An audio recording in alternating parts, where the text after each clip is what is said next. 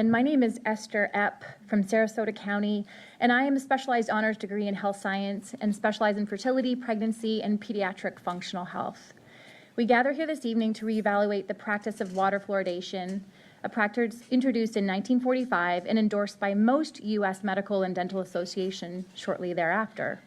Interestingly, only 11 countries in the world have more than 50% of their populations drinking artificially fluoridated water.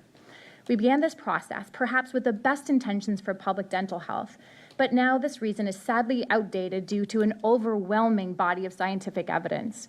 It's imperative to consider the special vulnerability of certain population segments and to adopt the precautionary principle coined by Rachel Carlson, which urges us to avoid environmental changes that are not fully understood as it applies to broad, irreversible changes with significant risks, especially our most vulnerable population. Today, I represent those vulnerable, our unborn children and young children, America's future.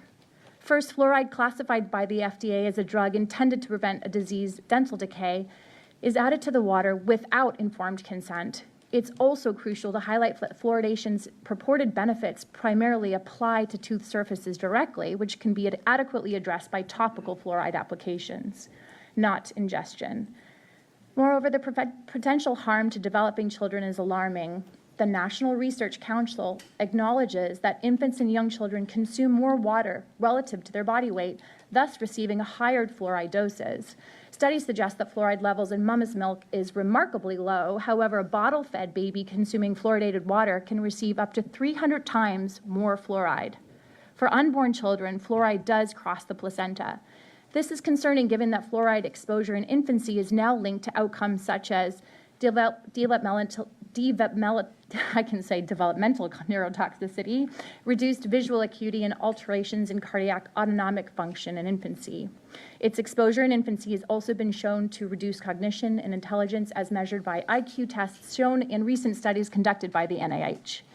Infants and children excrete less fluoride from their kidneys and take up to 80% of ingested fluoride into their bones. The fluoride concentration in bones steadily increases over a lifetime.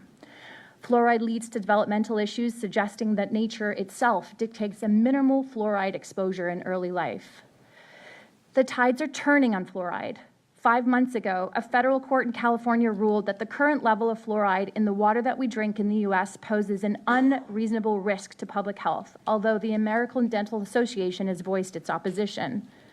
Conclusively, the ethical, medical, and scientific grounds of fluoridation in public water are debatable at best and harmful at worst, especially for pregnant women, infants, and young children. I'm reminded of a verse in Psalms 82, verse 3 that says, "Defend the weak and the fatherless, uphold the cause of the poor and the oppressed." This verse encourages action and advocacy on behalf of those who are most in need of protection and support, echoing the principles of justice and compassion. For those that want to dive further, I recommend looking at the Fluoride Action Network online. Let's reconsider what we've been told about the benefits of fluoride and make the right decision to remove this harmful toxicant from our residents' drinking water once and for all.